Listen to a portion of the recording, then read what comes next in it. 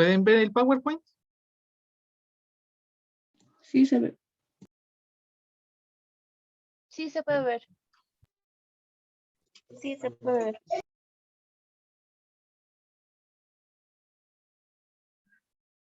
De primeras, hagamos un pequeño repaso respecto a lo que estábamos viendo ayer, que empezamos a ver el ordenamiento jurídico. Vimos cómo está definido, vimos las 5 características principales del ordenamiento jurídico, que es muy importante.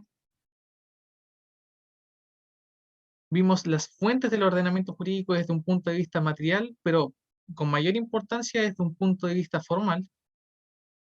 Constitución, la ley, códigos, tratados internacionales, ordenanzas, jurisprudencia, los principios generales y la equidad natural, también de mucha importancia.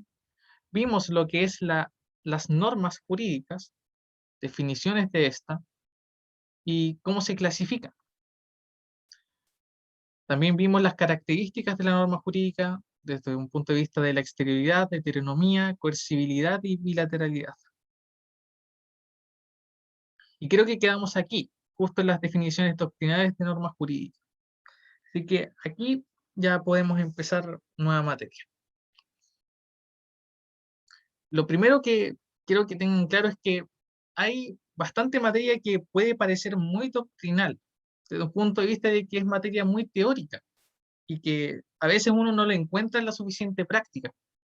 Pero cuando se trata de interpretar el derecho y generar argumentación jurídica, es muy importante manejar toda la teoría detrás de lo que hay, de lo que es la norma, de cómo se compone la norma, sus características, su lenguaje, porque al fin y al cabo el jurista, el, el abogado, la persona que ha estudiado derecho, a lo que se debe dedicar justamente es a interpretar la norma. En esta profesión nos encontramos muchas veces con que los abogados, la gente que ha estudiado derecho, se dedica a replicar la norma y cree que con eso es suficiente en su trabajo. Pero ese es el mayor error que se suele cometer. Una persona puede memorizar absolutamente todo el código, puede memorizar toda la Constitución, pero si es que no logra interpretarla desde sus fases, como lo es esta materia, por más general que sea, si es que no logra interpretarla desde sus fases, les puedo asegurar que cualquier otro abogado que haya estudiado al menos siquiera un poco de teoría jurídica del derecho podrá generar mejor argumentación que ese otro abogado. Porque al fin y al cabo esta carrera, mucha gente dice que es de memoria, pero no, es acerca de interpretación. Entonces, saber estas cosas que, por muy doctrinales que sean, ayudan mucho en la práctica profesional. Ahora pasaremos a ver las definiciones doctrinales de normas jurídicas. Entre esas se encuentran 4 de las principales a un nivel histórico: la de John Austin, la de Carl Winding, la de Hans Kelsen y la de Herbert Hart. John Austin, inglés claramente, definía la norma jurídica como un mandato imperativo, emanado de la autoridad del soberano. Esta idea del mandato resultaba en ser un imperativo psicológico, válido como un juicio relativo a la voluntad de uno sobre otro. Armoniza con el aforismo que subyace en la construcción jurídica inglesa que postula "The king cannot be wrong", que significa el rey no puede equivocarse, no puede estar equivocado. La norma jurídica es, por tanto, una orden válida solo para el súbdito y no reconoce como destinatarios a quienes lo emiten. Esta idea que tenía John Austin sobre la norma jurídica es una idea un tanto dictadora hasta cierto punto, porque lo que plantea es que aquel que crea la norma no está sujeta a la norma. Y esa es la mayor forma de control déspota que podría existir, que si el legislador no se ve regulado por su propia norma, significa que el legislador fácilmente se podría convertir en un tirano, porque ninguna de las consecuencias de la norma le afectaría. Por lo tanto, no existiría una bilateralidad. ni tampoco una heteronomía sobre ese legislador.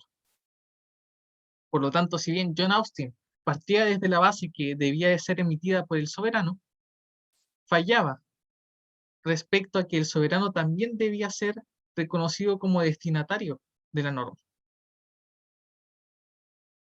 Karl Binding, por su parte, una época casi similar, planteaba la norma desde el punto de vista penal, la cual planteaba que la pena solo podía ser impuesta por el hecho de que la acción descrita en esa ley y la cometida por el ladrón conceptualmente coincidían. El delincuente, en vez de transgredir la ley penal, según la cual se juzga, en todo caso para castigarlo, debe, por el contrario, haber obrado en conformidad de la primera parte de esa ley en consonancia con ella. Karl Binding fue uno de los primeros en plantearse sobre cómo funcionaba la norma desde un punto de vista penal, porque en esa época los autores se centraban principalmente en cómo funcionaba en un punto de vista general para la sociedad. Pero Binding decía que la pena, al fin y al cabo, que es, en el derecho penal la norma se compone de una conducta, la cual, si se sigue, termina en una sanción. Esa situación, Binding la planteó hace muchos años, y en esa época se hablaba de que si que no se seguía la conducta, había sanción. Pero Bendick lo planteó desde el punto de vista contrario, que es que si se seguía la conducta, es decir, si alguien mata a alguien, por tanto va a tener la consecuencia. De esa manera la gente, Bendick entendía que se incentivaba a no hacer, contrario a lo que decían otros autores, y que es la teoría que se ha seguido hasta el día de hoy. De aquí en adelante, los ordenamientos jurídicos penales han planteado el hecho de que la gente no cometa el acto a cometerlo. Después tenemos a Hans Kelsen, que es el autor más importante de la teoría jurídica del derecho, que hablaba sobre que la norma es un juicio, una proposición hipotética, que expresa el enlace imputativo de un hecho condicionante con una consecuencia condicionada. Se vale para ello de una doble norma, integrada por una norma primaria, que contiene la descripción del comportamiento, y una norma secundaria que enuncia el deber jurídico. Hans Kelsen, a diferencia de los dos autores anteriores, él planteaba que realmente, bueno, Hans Kelsen fue el creador del Tribunal Constitucional, porque a diferencia de Austin, Kelsen realmente pensaba que el legislador también debía ser controlado por su propia norma. Y en eso pensó que la norma tenía no solamente que determinar una conducta, describir ese comportamiento, sino que también debía existir una subnorma dentro de esa norma que enunciara el deber jurídico, porque Kelsen entendía que el derecho estaba para enseñar a la sociedad. El derecho era la forma de hacer entender a la sociedad que hay bienes jurídicos que están protegidos. Por último, nos encontramos con Herbert Hart, que es una teoría jurídica mucho más enredada que las anteriores y que habla sobre distintos tipos de normas dentro de un mismo ordenamiento jurídico que servirían para interpretar. Es una teoría jurídica que se limita a describir un solo tipo de estructura normativa que supone una desfiguración del mundo jurídico o una limitación a solo un sector de esa inmensa realidad normativa, por lo que propone ampliar el esquema originario de maestro Bienes clasificando las normas jurídicas. Herbert Hart en esta época ya es un poco avanzado en el tiempo, ya estamos hablando de 1900, más cercano a 1930. Él planteaba que el ordenamiento jurídico tenía dos tipos de normas realmente, que eran las reglas primarias y las reglas secundarias. En cuestión de las reglas primarias, como destinatarios, tenía los funcionarios que deben aplicarlas, como a los súbditos que deben acatamiento. En este momento ya se diferencia de Austin, porque lo que permite es darnos cuenta de que ya tiene como destinatarios tanto a súbditos como soberanos.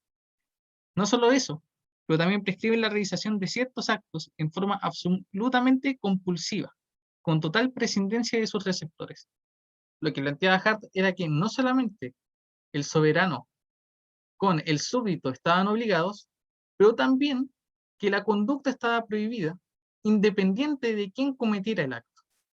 Por lo tanto, si es que alguien cometía algún delito, no era diferente para él si que lo cometía un súbdito o lo cometía un soberano, que fue uno de los principios que después se acataría como el principio de igualdad ante la ley. Claro, él jamás pensó que después existirían situaciones como el fuero, que era que permitía, por ejemplo, gente que trabaja en la política, tener ciertas cualidades especiales o ciertos tipos de beneficios dentro del derecho que permitían que fueran juzgados por ciertos jueces y no un juez de normal competencia. Pero lo más interesante, y es en lo que nos deberíamos centrar respecto a la interpretación de la norma, son las reglas secundarias, porque estas se dividen en tres tipos de reglas. La primera regla es la regla de reconocimiento, que sirve para identificar qué norma jurídica forma parte de cierto o determinado sistema jurídico. Entonces aquí lo que Hart decía es, si yo quiero sistematizar el derecho, si yo quiero entender cómo está funcionando, tengo que reconocer qué tipo de norma funciona dentro de cierto círculo normativo. Por lo tanto, creo reglas de reconocimiento para, por ejemplo, decir que si es que una norma habla sobre propiedad y otra norma habla sobre dominio o habla sobre bienes, ambas pertenecen al mismo círculo jurídico y por lo tanto funcionan interpretándose entre sí. Después nos encontramos el segundo tipo de regla, que es la regla de cambio, que facultan a determinados individuos u órganos para crear reglas primarias, así como para modificar las que se hubieran dictado con anterioridad. Después nos encontramos con estas reglas de cambio, que Hart pensó, el derecho hasta cierto punto es dinámico. Por lo tanto, hay ciertas normas que van a tener que ser modificadas con el tiempo. No solo modificadas, pero también tendrán que haber órganos o individuos que sigan creando leyes conforme a más necesidades jurídicas tenga la sociedad. Entonces lo que hizo Hart es determinar este segundo tipo de regla, que se encuentra en diferentes ordenamientos jurídicos, ya sea la Constitución, que determina la forma de creación de normas, ya sea, por ejemplo, el Código Penal, que habla sobre cómo puede ser modificada una norma o cómo puede ser modificada la gravedad de una pena. Y estas reglas son de especial importancia desde un punto de vista de formación del derecho, porque sin estas reglas, si es que una norma no es creada bajo las reglas de cambio, dejará de ser válida. Por último, nos encontramos con las reglas de adjudicación. Estas facultan a personas u órganos para determinar de modo revestido de autoridad si se han producido transgresiones de reglas primarias. Es decir, son reglas de competencia. Esto lo que se refiere es, por ejemplo, hay una regla primaria que determine que se va a ver por un juzgado A cierta transgresión en una norma. Y sin embargo, lo revisa un juzgado B. Estas reglas de adjudicación lo que principalmente hacen es determinar si es que se está siguiendo el procedimiento correcto frente a la transgresión de las normas. No solo eso, pero también faculta a ciertas personas u órganos para poder determinar este tipo de transgresiones. Lo que hace Hart con todas estas tres tipos de reglas secundarias es permitir que aquella persona que estudia el derecho pueda organizarse y sistematizar la forma en que lo estudia.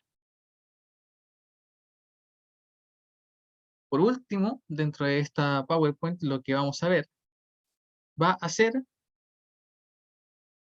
el lenguaje de la norma.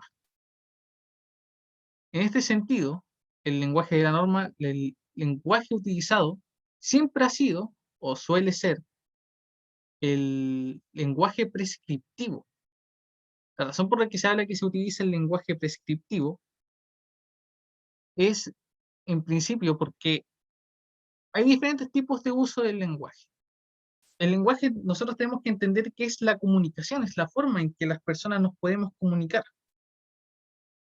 Pero esa comunicación no siempre tiene el mismo objetivo. El primer uso del lenguaje es el uso informativo, que permite describir ciertos estados de las cosas. Se dice que expresan una proposición y estas solo son susceptibles de catalogarse como verdaderas o falsas. Después tienen un uso expresivo, que se refieren a expresar emociones o provocarlas en el interlocutor. Después tenemos un uso interrogativo, que requiere información del interlocutor. Uno pregunta para poder conocer.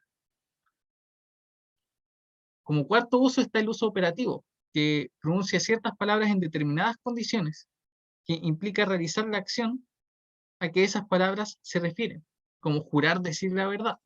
El uso operativo generalmente tiene aplicación dentro del proceso de confesión.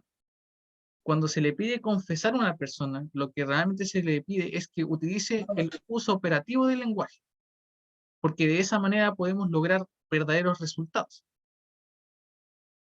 Pero el uso que utiliza la norma jurídica es el uso prescriptivo o directivo, que propone dirigir el comportamiento de otra persona, inducirlo a que adopte determinado curso de acción. Bajo el rótulo de uso directivo se encubren acciones lingüísticas tales y variadas, como las de suplicar, imponer, etc. Se dice que la norma jurídica utiliza el uso prescriptivo directivo porque lo que intenta hacer la norma jurídica es incentivar a que se siga la ley, se siga la norma. En el caso del derecho penal, lo que se incentiva es a que no se realice la conducta. Por eso el uso prescriptivo directivo es tan importante y es por eso que para identificar si es que una norma te manda, te prohíbe o te permite hacer algo, la interpretación del lenguaje es esencial. Hay normas que te permiten caminar por la acera, hay normas que te prohíben caminar por la calle y hay normas que te mandan a que sigas las luces o las vías de tránsito. Por lo tanto, esa interpretación es lo que genera si es que la norma es aplicable de una manera u de otra. Entre estos rasgos comunes que presenta el uso directivo del lenguaje, lo primero es que las directivas se distinguen por estar formuladas con la intención de influir en el comportamiento del otro, sin perjudicar el carácter de lograr o no aquel propósito. Aun si la directiva resulta ser ineficaz, seguirá siendo una directriz.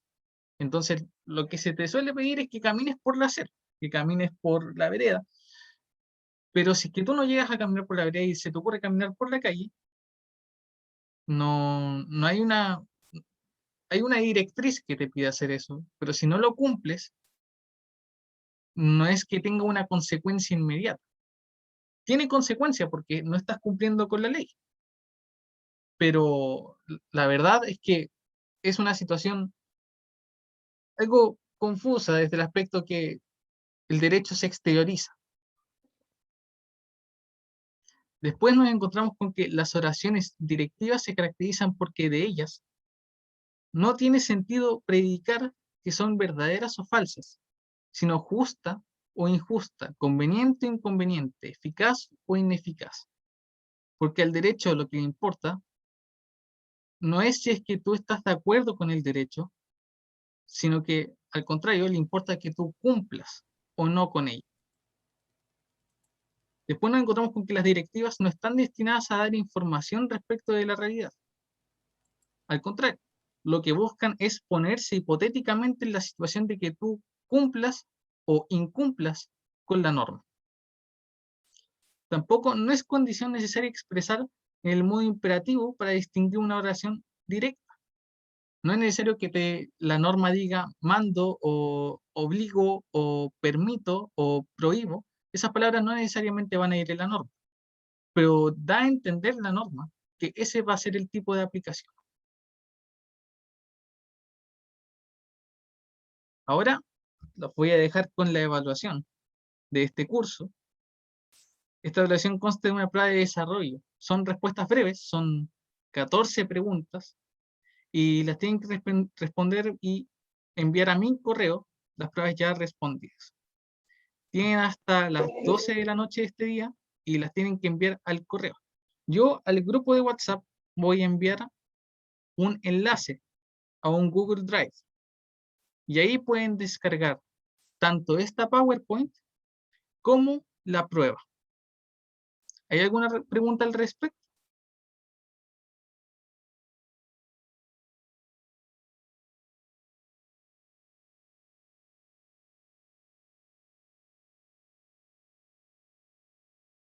Chicos, ¿alguna pregunta respecto a la prueba?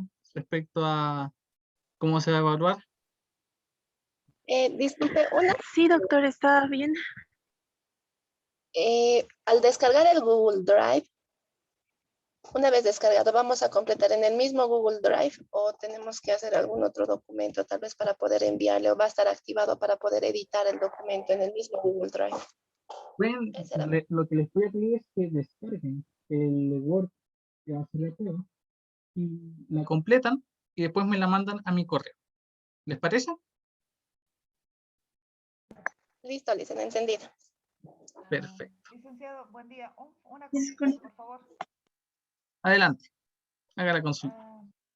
Primero, con el tema personal. La anterior semana, al día de ayer participé, pero no me había dado cuenta que en el registro no aparecía mi nombre, sino estaba el registro de mi hermana, Ah, perfecto. con Rocío Flores. Entonces, mi nombre correcto ya lo he corregido, por favor. Perfecto. Yo lo voy a anotar aquí. Perfecto. Porque nos pasaron la notificación anoche para evitar problemas de registro de asistencia. Uno.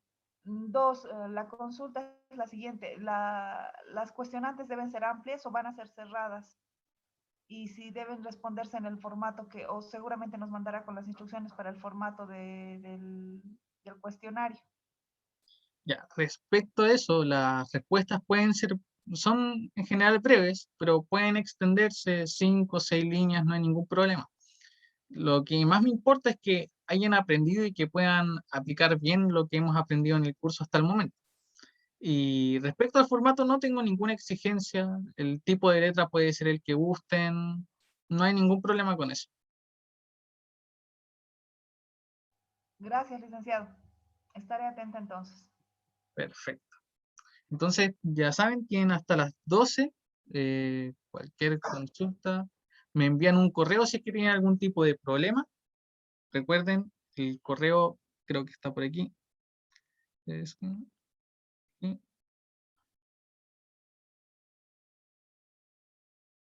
el correo es este, para que lo anoten, para que así no haya ningún problema. También lo enviaré por el grupo de WhatsApp, así que, ¿alguna otra consulta, pregunta? Disculpe, ¿cómo está? Buenos días. Tengo un problemita con lo que es el día de ayer. No sé por qué motivos, se debido a mi señal, qué sé yo, pero estaba en la clase de ayer y no aparezco en registros. Tampoco, otra persona que voy a tener que notar. No, acá. Otra consultita más, disculpe las molestias. En cuanto a las diapositivas del día de ayer, ¿de igual forma van a ser enviadas?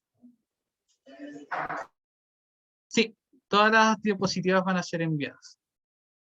Van a estar en el mismo Drive para que las puedan también revisar. Muchas gracias. Perfecto. ¿Alguna otra consulta? Buenos días. En mi casa igual, ayer estaba conectada hasta cierto tiempo determinado, después se fue la conexión y tampoco me encuentro en el registro que nos envió al grupo de WhatsApp. Otra persona acá.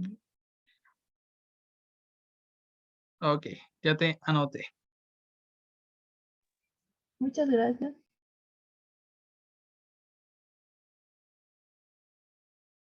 Bien, ¿alguna otra consulta más o comenzamos con la evaluación?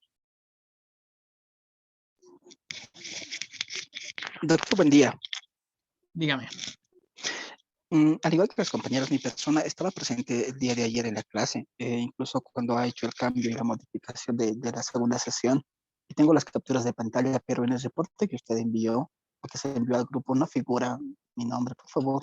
Si gusta, le puedo enviar las capturas de pantalla, no hay ningún problema. Perfecto, no hay problema. Le anoto y Sí, estamos. Dorian Ayala. Sí. Muchas gracias, doctor.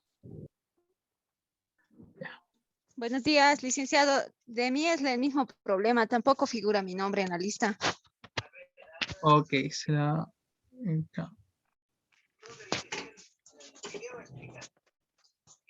Ya, también anotado. Ya, gracias. ¿Alguien más con alguna otra duda? Sí, licenciado, buenos días. Pues tengo dos consultas. El horario de 12 de la noche es en horario de Chile. Y la segunda es que el día de ayer yo sí asistí a las clases, aparezco, pero me olvidé poner mi nombre completo y solo aparece en el registro como Stephanie. Ok, Stephanie. Bueno, y también aquí en el mensaje está Sergio Pay. Ok. Ya. Y respecto al horario, es hora en Bolivia, para ser más exacto. Sí, gracias. ¿Alguien más con alguna consulta?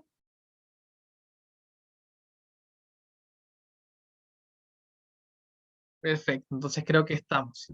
Les deseo mucha suerte en la evaluación. La verdad no está tan complicada.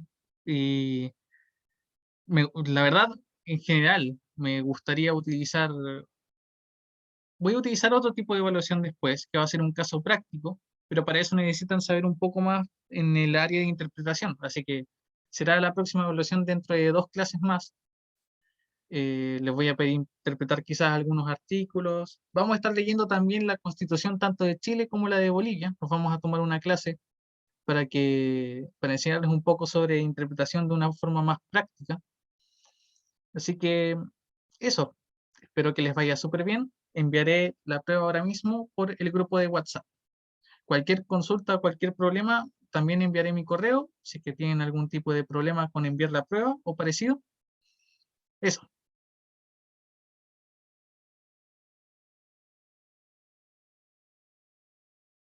Entonces, que les vaya muy bien. Nos vemos mañana también al mismo horario. Muchas gracias, doctor. Gracias, doctor. Hasta Tengan luego. Muchas una buena gracias, tarde. doctor. Ujú, gracias. Gracias, doctor.